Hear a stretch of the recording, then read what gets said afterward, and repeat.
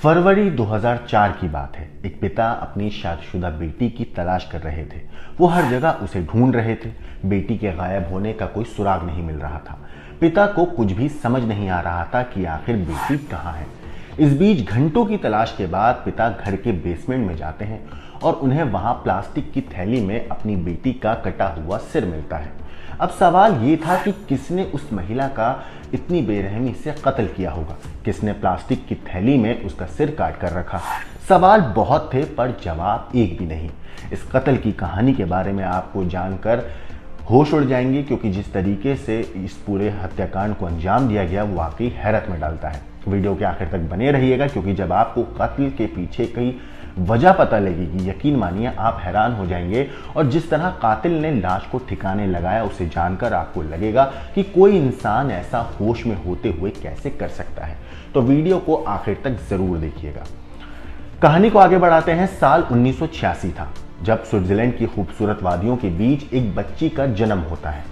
प्यारी सी नीली आंखें, मासूम चेहरा। लेकिन जैसे जैसे वो बच्ची बड़ी हुई, परिवार को इस बात का यकीन हो गया था कि वो बच्ची बड़े होकर बहुत बड़ी एक्टर या तो फिर मॉडल बनेगी। परिवार ने भी उसके सपनों को पूरा करने के लिए हर मुमकिन कोशिश की, उसके हर कदम में उसका साथ दिया और धीरे धीरे वो जो लड़की थी वो कामयाबी की सीढ़ी चढ़ती गई। और साल 2003 में महज 17 साल की उम्र में क्रिस्टीना ने मिस नॉर्थ वेस्ट स्विट्जरलैंड का खिताब हासिल कर लिया। इसके बाद उसने कभी पलट कर नहीं देखा। स्विट्जरलैंड में ही और मॉडलिंग के प्रोजेक्ट उसे मिलने लगे। फिर 21 साल की उम्र में ही क्रिस्टीना ने मिस स्विट्जरलैंड का हिस्सा लिया। उसमें पूरा कंपटीशन में उन्होंने हिस्सा लिया, जिसमें वो फाइनलिस्ट रही। वैसे क्रिस्टीना एक संपन्न परिवार से ताल्लुक़ रखती थी। बचपन से ही उनकी जो दिलचस्पी थी वो ग्लैमर वर्ल्ड में थी, और यही वजह रही कि कम उम्र होने के बावजूद मॉडलिंग से जुड़ी वो, और उसके बाद वो एक के बाद एक उन्हें असाइनमेंट्स मिलते गए। इसके बाद साल 2003 में महज 17 साल की उम्र में ही क्रिस्टीना ने जब मिस नॉर्थ वेस्ट स्विट्जरलैंड का खिताब जीता था, उसके बाद से हर कोई उन्हें पहचानने लगा था। और 21 साल की उम्र होते होते क्रिस्टीना ने मिस स्विट्जरलैंड के अंदर जो कंपटीशन था उसमें हिस्सा लिया था। लेकिन हालांकि वो फाइनलिस्ट रही, लेकिन वो खिताब जीत नहीं पाई थी। लेकिन इसके बाद से ही क्रिस्टीना को मॉडलिंग की दुनिया का एक जाना माना चेहरा समझा जाने लगा था, उन्हें एक काम मिलने लगा था और बतौर मॉडल और कैटवॉक ट्रेनिंग कोच वो काम करने लगी थी। इसी बीच उनकी मुलाकात थॉमस नाम के एक शख्स से होती है। शुरू में तो बस दोनों के बीच दोस्ती थी, लेकिन वक्त के साथ साथ दोस्ती प्यार में बदली और प्यार शादी में तब्दील हो गई। फिर साल 2017 में क्रिस्टीना ने आखिर में थॉमस से शादी कर ली थी, जिसके बाद उन्होंने 2020 में पहली बेटी को जन्म दिया और 2021 में उन्होंने दूसरी बेटी को जन्म दिया। क्रिस्टीना और थॉमस की शादी को तकरीबन 7 साल हो चुके थे। अच्छा हंसता खेलता परिवार था, 2 बेटियां, प्यार करने वाला पति, कामयाब करियर, नाम, शोहरत, पैसा, सब कुछ था। क्रिस्टीना भी अक्सर अपने पति थॉमस और बच्चों के साथ सोशल मीडिया पर तस्वीरें शेयर किया करती थी। देखने में उनका परिवार बेहद खुशहाल और परफेक्ट लगता था। लेकिन एक रोज हर किसी का ये जो भ्रम था वो टूट गया, क्योंकि तारीख आ गई थी 13 फरवरी। यही वो खूनी तारीख थी जब क्रिस्टीना की हत्या करी गई थी। मंगलवार 13 फरवरी साल 2024 क्रिस्टीना अपने परिवार के साथ स्विट्जरलैंड के बेसेल के पास स्थित बर्निंगन के पॉश इलाके में रहा करती थी। हर किसी के लिए ये एक आम दिन था। हर रोज की तरह क्रिस्टीना ने अपने दोनों बच्चों को तैयार किया और किंडरगार्टन छोड़ा। बच्चों को किंडरगार्टन से लाने की जिम्मेदारी भी क्रिस्टीना की ही थी। दोपहर में जब क्रिस्टीना बच्चों को लेने स्कूल नहीं पहुंची तो स्कूल के जो स्टाफ मेंबर्स थे उन्होंने उनके नंबर पे कॉल किया। वो नंबर बंद था, तो स्कूल मैनेजमेंट ने क्रिस्टीना के पेरेंट्स को कॉल करके इसकी जानकारी दी और बच्चों को ले जाने के लिए कहा। घर वालों ने फिक्रमंद होकर जब क्रिस्टीना के पति थॉमस को कॉल किया तो जवाब मिला कि वो कुछ समय पहले ही स्कूल के लिए निकल चुकी है। अब जब क्रिस्टीना घंटों बाद भी स्कूल नहीं पहुंची तो उनके पिता ने स्कूल पहुंचकर बच्चों को पिकअप किया। वो बच्चों के साथ सीधे क्रिस्टीना के घर पर पहुंच जाते हैं। थॉमस उस वक्त घर पर ही मौजूद था, जो उसका क्रिस्टीना के पति था। क्रिस्टीना के पिता लगातार थॉमस से उसकी गैर मौजूदगी पर सवाल कर रहे थे, लेकिन जो पति था थॉमस वो हर बार बस यही कहता रहा कि उसको इस बारे में कोई भी जानकारी है नहीं। क्रिस्टीना के पिता को घर में परेशान होते देख थॉमस ने उनके साथ ही डिनर करने को फैसला किया और साथ में उन लोगों ने डिनर करने की जब बात पूछी तो जो पिता थे वो भी राजी हो गए क्रिस्टीना के पिता उनकी माँ को लेने के लिए कुछ घंटों के लिए अपने घर से निकले और फिर वापस लौट आए। थॉमस ने सभी के लिए डिनर तैयार किया।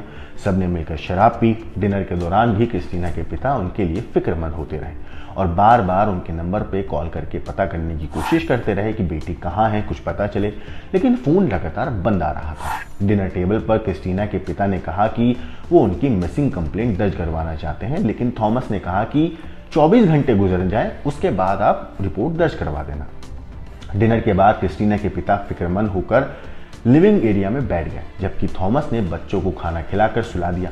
क्रिस्टीना के पिता कुछ देर बैठने के बाद उठे और घर के बाहर इधर उधर टहलने लगे।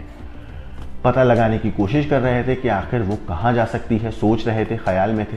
हर तरफ जांच करने के बाद थोड़ी देर टहलते हुए वो बेसमेंट की तरफ जाते हैं। वहां पर स्थित लॉन्ड्री रूम पहुंचे। वहां उनकी नजर एक काले प्लास्टिक बैग पर पड़ी। उस बैग से कुछ सुनहरे बालों की लटें बाहर की तरफ दिख रही थी। ठीक ऐसे ही बाल उनकी बेटी क्रिस्टीना के भी थे। उन्होंने जब घबराहट में करीब जाकर उस बैग को खोला तो उसमें क्रिस्टीना का कटा हुआ सिर रखा था। ये मंजर देखते ही वो सिहर उठे। जिस बेटी की तलाश में सुबह से पिता परेशान थे, उसकी बेरहमी से हत्या की जा चुकी थी और उसकी आंखों के सामने उनका सिर जो है, क्रिस्टीना का सिर रखा हुआ था। वो तुरंत बेसमेंट से भागकर गैरेज की तरफ पहुंचे। उन्होंने गैरेज का दरवाजा खोला और बेसुध बदहवास सड़क पर जाकर मदद मांगने के लिए जोर जोर से चिल्लाने लगे। एक कार उनके पास आकर रुकी भी तो उन्होंने तुरंत पुलिस बुलाने को कहा उस गाड़ी वाले से। वो घर लौटे और उन्होंने गुस्से में थॉमस पर चीखना चिल्लाना शुरू कर दिया। इस दौरान भी थॉमस बस यही कहता रहा कि उसे इस बारे में कोई जानकारी नहीं है। कुछ मिनटों में पुलिस पहुंची और थॉमस को गिरफ्तार कर लिया। जैसे ही पुलिस ने घर की तलाशी लेनी शुरू करी तो वहां का मंजर देखकर हर कोई सिहर उठा। क्रिस्टीना का कत्ल उसी के घर में हुआ था।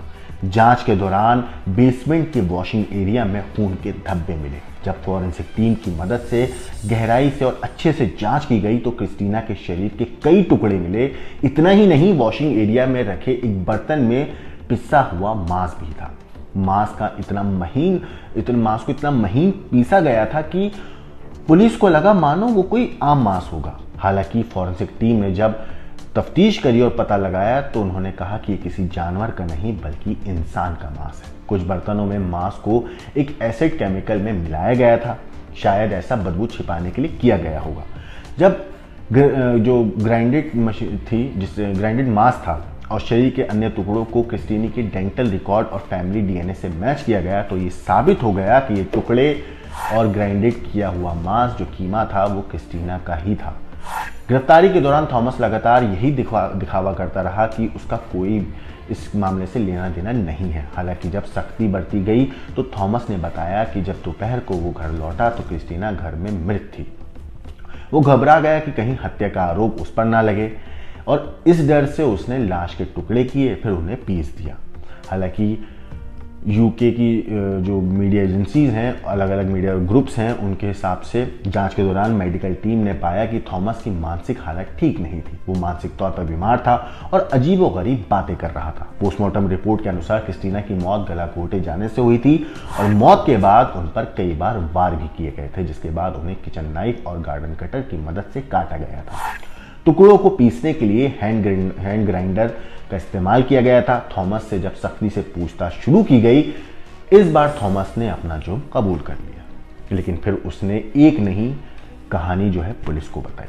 थॉमस के अनुसार 13 फरवरी को बहस के बीच क्रिस्टीना ने उस पर धारदार हथियार से वार किया। क्रिस्टीना उसका कत्ल करना चाहती थी, लेकिन अपने बचाव में थॉमस ने अपने हाथों को इस्तेमाल करके उसका गला दबाया और उसका कत्ल कर दिया। बयान दर्ज करके जब पुलिस ने इस एंगल पर जांच की तो ये कहानी भी झूठी साबित हुई, क्योंकि थॉमस के शरीर पर ऐसा कोई निशान नहीं मौजूद था जिससे ये साबित हो सके कि क्रिस्टीना ने उस पर किसी भी तरीके से हमला किया हो। फिर उसके बाद पुलिस ने दोबारा से सख्ती से पूछताछ करी और इस बार आखिरकार थॉमस ने क्रिस्टीना की हत्या की बात को कबूल कर ही लिया। उसने अपने फाइनल बयान में बताया कि 12 और 13 फरवरी की दरमियानी रात उसका क्रिस्टीना से झगड़ा हुआ था और झगड़े के बीच उसने आपा खोते हुए क्रिस्टीना की गला घोंटकर हत्या कर दी। जब क्रिस्टीना की मौत हो गई तो वो डर गया। लाश को ठिकाने लगाने के लिए उसने सबसे पहले लाश को घर के वॉशिंग एरिया में रखा और गार्डन कटर और किचन नाइफ से उसके कई टुकड़े किए। उसने सारा मांस इकट्ठा किया और एक एक कर टुकड़ों को ग्राइंडर में पीसना शुरू कर दिया। टुकड़ों को पीसे जाने के बाद उसने उन्हें ख़त्म करने के लिए एक बड़े बर्तन में डाला और उसमें एसिड मिला दिया। इससे टुकड़े पूरी तरह केमिकल में घुल गए। डेली मेल की एक रिपोर्ट के मुताबिक थॉमस ने सबसे पहले क्रिस्टीन के शरीर से आंतड़ियाँ निकाली थी। इस दौरान वो अपने मोबाइल फ़ोन में यूट्यूब में मनोरंजन के लिए वीडियोस देख रहा था। दोनों के झगड़े की वजह हालांकि क्लियर नहीं हो पाई है कि झगड़ा क्यों हो रहा था, क्योंकि लगातार थॉमस अपने बयान बदल रहा था। लेकिन थॉमस के इकबाल जुर्म के बाद ही ट्रायल जारी है। उसने कोर्ट में जमानत की अपील भी की है। हालांकि हत्या का तरीका और उसकी मानसिक स्थिति को देखते हुए कोर्ट ने उसे जमानत नहीं दी है। लेकिन जांच के दौरान सामने आया कि बीते कई महीनों से क्रिस्टीना और थॉमस के बीच काफ़ी अनबन चल रही थी और पिछले साल जुलाई में क्रिस्टीना ने लॉक्स पुलिस को कॉल करके फिजिकल वायलेंस की शिकायत भी की थी। स्विस मीडिया को बिना पहचान बताए क्रिस्टीना की एक दोस्त ने यह भी कहा कि पति से अलग वो होना चाहती थी क्रिस्टीना, लेकिन वो थॉमस के गुस्सैल रवैये से डरती थी। जांच में पुलिस ने पाया कि थॉमस हिंसक प्रवृत्ति का शख्स था जिसने क्रिस्टीना से पहले अपनी पूर्व गर्लफ्रेंड के साथ भी मारपीट की थी। फिलहाल ये कातिल पति पुलिस की गिरफ्त में है। पुलिस इस मामले में तफ्तीश कर रही है, हर एंगल से जांच करने की कोशिश कर रही है। इस केस में जो भी अपडेट आएगी वो हम आपको ज़रूर बताएंगे। लेकिन इस कातिल पति की कहानी आपको कैसी लगी हमें कमेंट करके ज़रूर बताइएगा। बाकी देश और दुनिया की